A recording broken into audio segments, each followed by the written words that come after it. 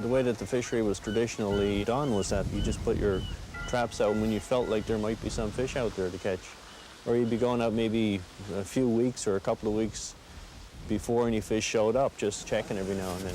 Bernard Martin was born to the sea. His fisherman father, grandfather, and generations before them have harvested the seemingly endless bounty of the Grand Banks cod fishery off the eastern coast of Newfoundland. Then came 1992. Well, in 1982, the northern cod moratorium was declared, and then a year later, most of the other cod fisheries around the island and parts of Atlantic Canada were closed down, and it was called the biggest layoff in Canadian history.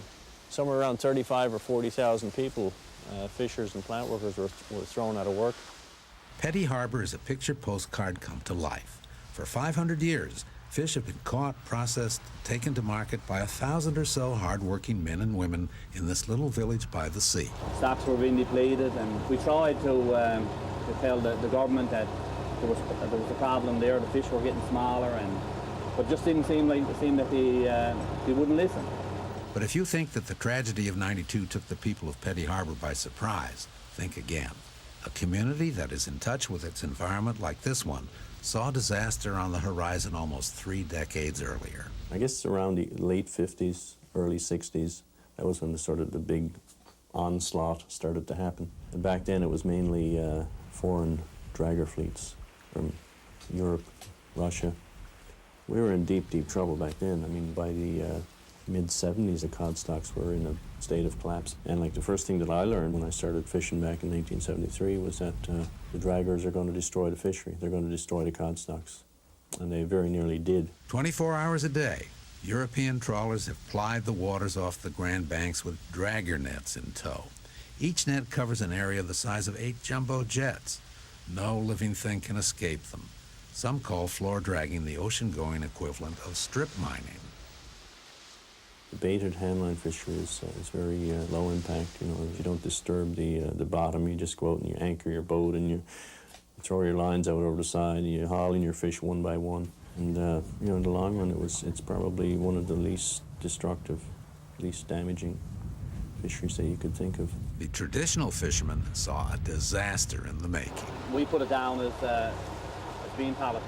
I think there was about 8 or 10 of us who got together and formed this group. We called it Force, Fishers Organized for the Recovery of Communities and Ecosystems. We tried to call attention to some of the things that were happening. Since then, Bernard Martin has logged far more sea and air miles than he ever expected to as an ordinary fisherman. In 1992, Martin and others crisscrossed Newfoundland to warn about a potential collapse in the North Atlantic. From Nicaragua to New Zealand to Eritrea and East Africa, Martin has repeated the warning. But the high-profile Martin assumes for the media is backed up by a body of scholarship and abiding personal commitment. We need to create buffers, insurance policies against uncertainty, and marine protected areas, marine reserves. These are the kinds of tools that Bernard Martin has been advocating and has intimate understanding of their benefits. But set aside for a moment his role as a spokesman, educator, and advocate. Bernard Martin is first and always a fisher. This is Maddox Cove. We're just outside Petty Harbor, about maybe a quarter of a mile or so. And just in the background there is the house where I was born. And my first 10 years of my life was spent in around Maddox Cove and Petty Harbor. Today in Petty Harbor, some parents encourage their children to get out of what they think is a dying industry. But fishermen like Bernard Martin are here to stay. As a community and as a community of fishers, we're the ones who are ultimately responsible for controlling and shaping our own destiny. For outstanding environmental achievement in North America, a 1999 Goldman Environmental Prize is awarded to Bernard Martin of Petty Harbor, Newfoundland, Canada.